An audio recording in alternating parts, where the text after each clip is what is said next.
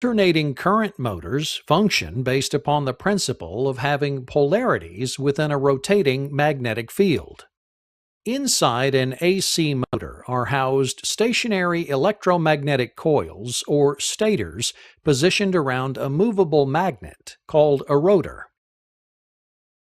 This illustration of a two-phase motor has a pair of stators connected to one sinusoidal AC input, referred to as phase 1, and a pair of stators connected to a second sinusoidal AC input, referred to as phase 2. The two sinusoidal waves are 90 degrees out of phase. This phase discrepancy is the key to creating rotation of the rotor.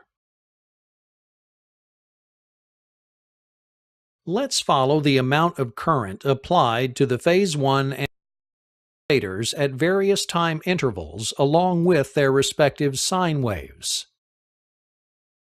The 90-degree offset between the two sine waves causes the polarity of the stator pairs to change in a coordinated fashion to smoothly turn the magnetic rotor.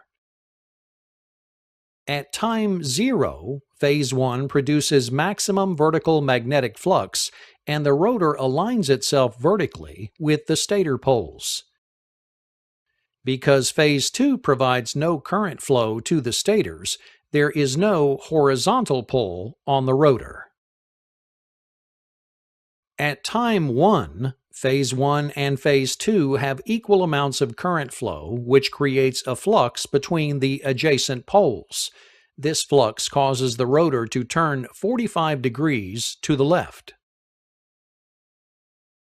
At time 2, phase 1 reaches zero current flow, while phase 2 reaches maximum current flow. This causes the rotor to turn 45 degrees counterclockwise to align itself with the poles. At time 3, phase 2 has diminished current flow, while current flow through the vertical rotor coils increases and reverses direction. This causes the rotor to move another 45 degrees to the left. As the two sine waves continue to induce current 90 degrees out of phase, the rotor will spin and the motor will run, effectively transforming electrical into mechanical energy. In a three-phase motor more commonly used in modern applications, the alternating current inputs are displaced in time by 120 degrees rather than the 90 degrees of displacement found in the operation of a two-phase motor.